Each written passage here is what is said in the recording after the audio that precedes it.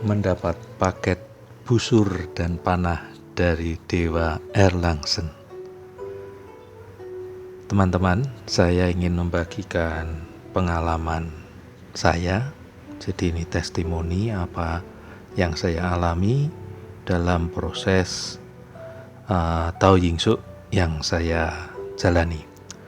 Jadi begini, hari Minggu 13 November 2022, saya pergi ke Tao Kuan Taiping Kung untuk mengikuti Jiang Tao umum. Saya datang lebih awal. Ketika kita sembahyang di altar lantai 2 dan niat hati adalah Lien Kung ringan, tetapi yang terjadi malah Lien Kung yang cukup mendalam, kusuk, dan posisi saya saat itu berdiri di depan altar Dewa Erlangsen. Sementara menikmati Lien Kung dengan seksama, kok suasananya kembali terulang seperti suasana Lien Kung beberapa minggu sebelumnya, di mana saya menerima perlambang atau gambaran dalam pikiran seperti sebuah pedang dari Dewi Judian Zheni. Nah, pengalaman Tao Yingsu ini, pengalaman Lien Kung ini sudah saya buat catatan pembelajaran dalam sebuah konten video testimoni juga semacam ini. Nah, kali ini pun suasananya sama. Badan saya pun digerakkan untuk membungkuk dan tangan seperti menerima sesuatu. Kali ini terasa bedanya. Ini bukan menerima sebuah pedang atau tongkat, karena gerakan pantomimnya mengisyaratkan ini saya menerima seperti sebuah kemasan kotak berbentuk persegi panjang yang di dalamnya tergambar di dalam kotak itu berisi busur dan anak panah.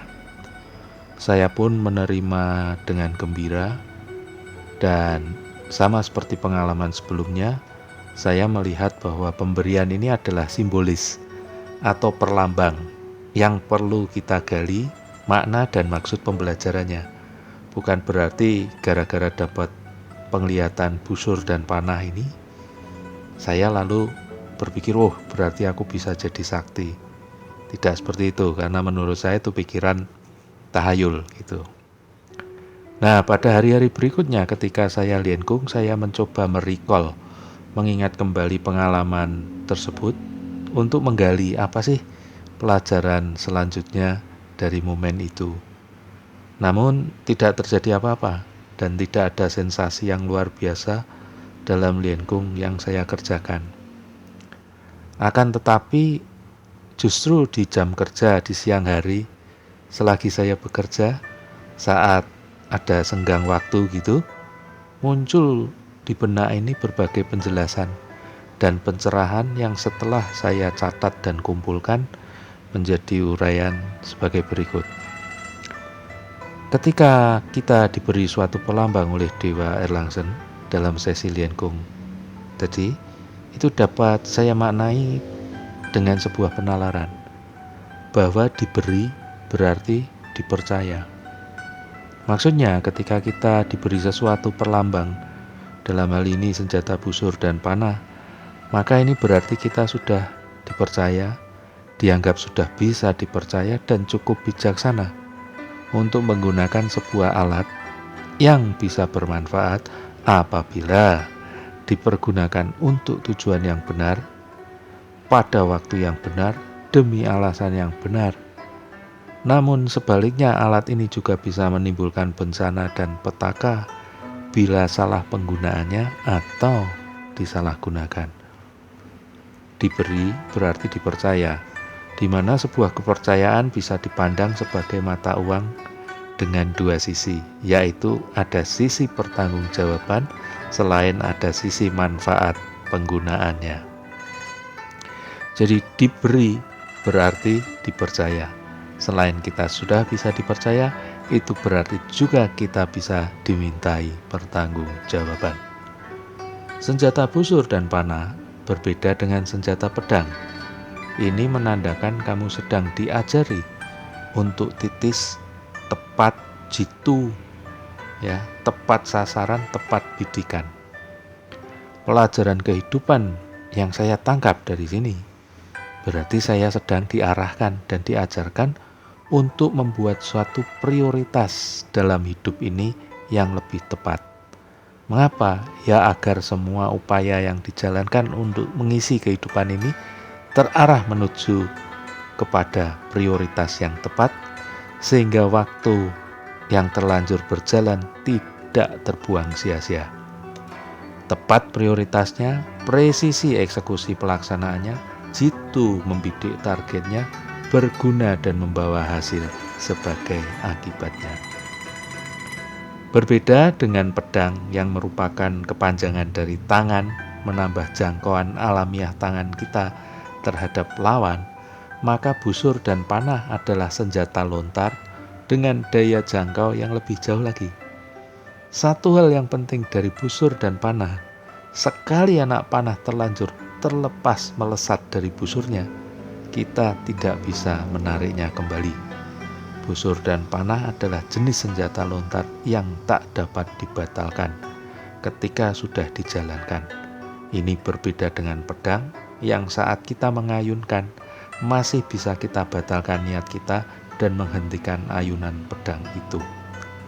Oleh sebab itu, kata kunci dalam memainkan senjata ini adalah tepat sasaran, akurat, presisi, dan harus konsekuen serta bisa dipertanggungjawabkan. Pelajaran kehidupan yang saya tangkap dari sini berarti saya sedang diarahkan dan diajarkan untuk semakin matang dalam membuat berbagai pertimbangan sebelum bertindak, supaya apapun tindakan saya nantinya, saya lakukan dalam koridor yang benar motifnya, benar alasannya, benar sasarannya, benar cara mengeksekusi atau melaksanakannya, tepat waktu pelaksanaannya, dan bisa dipertanggungjawabkan apapun hasilnya. Pelajaran berikutnya, saya harus belajar untuk semakin bisa menguasai diri, mawas diri, tidak jumawa dan semena-mena dalam menggunakan kemampuan ini. Mengapa? Karena saya akan dimintai pertanggungjawaban atas penggunaan busur dan panah yang dipercayakan kepada saya. Pelajaran berikutnya masih ada, yaitu bahwa setiap orang sesungguhnya membawa busur dan panah dalam dirinya. Loh, apa itu? Yaitu dia, lewat ucapan dan kata-kata yang terlontar dari mulut kita, yang dalam konteks kekinian termasuk tulisan, konten, dan komentar-komentar di sosial media. Ini dapat diibaratkan seperti busur dan anak panah yang terlanjur diucapkan tidak bisa ditarik lagi. Bila kita ada waktu dan bisa menyempatkan diri membaca kitab Erlandsen, maka akan kita dapati sebuah ajaran, anjuran, arahan dan ajakan tentang bagaimana kita menggunakan busur dan panah dalam diri kita, yaitu ucapan yang terlontar dari mulut kita. Di dalam kitab suci Dewa Erlandsen ada tertulis, ucapan dan perbuatan haruslah benar, sopan, hingga tak bersalah. Tak jauh berbeda dengan penjelasan dan penalaran yang saya peroleh dari perlambang busur dan panah yang saya terima dari Dewa Erlandsen juga harus tepat, presisi, jitu, dan dapat dipertanggungjawabkan. Semua ucapan dengan kata-kata dan kalimat terpilih yang kita suarakan lewat mulut kita, kita ketik lewat jemari, dalam media tulisan ataupun konten, mesti sudah kita olah dengan pertimbangan yang masak, didasari oleh landasan berpikir dan argumentasi yang kuat, diangkat dari pengalaman nyata dan bukan hoax, bukan hasutan, bukan hujatan, dan bukan fitnah. Semua komunikasi lisan, tulisan, dan konten yang kita paparkan kepada perorangan hingga kepada publik perlu tetap memberi ruang diskusi yang nyaman, terutama bagi pihak-pihak yang ingin melakukan konfirmasi dan klarifikasi atas pernyataan, ucapan, tulisan, dan konten yang kita rilis. Itulah salah satu bentuk pertanggungjawaban atas intensi, niat, serta konteks situasi yang melatar belakangi ucapan, tulisan, dan konten yang kita buat. Pada bagian lain dari kitab suci Dewa Erlandsen ada tertulis, sempurnakan diri, siapakah tak senang hati. Kalimat ini mengingatkan saya pada ajaran Lise Fu, Xushin Yangxin, yaitu memperbaiki watak, karakter, kepribadian, dan memupuk budi pekerti. Mohon maaf bila saya meleset dalam mengartikannya ya, karena nggak terlalu ngerti bahasa Mandarin. Tetapi dari sini kita bisa paham bahwa Dewa Erlangsen pun menghendaki atau mengajarkan supaya kita terus menyempurnakan diri. Lalu selanjutnya masih ada juga tulisan berikut dari kitab Dewa Erlangsen, mengertikan diri dan mengertikan lainnya saya kagumi. Kalimat ini mungkin senada dengan ajaran Lise Fu dalam istilah Wuji Wuren, yaitu untuk membagikan atau men-share hal yang baik dan berguna yang sudah kita dapatkan dari proses yuto kita dan menjalankan Tao Ying Su.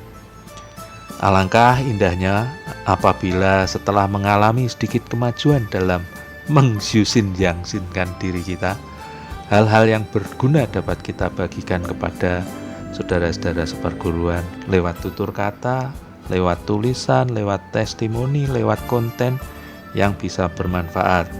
Barangkali itu bisa memicu semangat belajar Tao Ying Su agar lebih antusias lagi. Barangkali itu bisa memberikan harapan bagi yang hampir putus asa. Itu juga bisa menjadi sebuah langkah nyata kita menerapkan ajaran Wuji Wuren sesuai dengan skala dan jangkauan yang bisa kita lakukan dan bagikan. Maka semoga ending bagian penutup dari kitab Dewa Erlangsen benar-benar dapat kita alami, dapat kita amalkan dalam kehidupan nyata sehari-hari, dan manfaatnya dapat kita bagikan kepada keluarga, teman-teman dekat, dan utamanya sesama saudara seperguruan Tao Dai Sangmen Seyobai. Begini bunyinya ending dari kitab suci Dewa Erlangsen.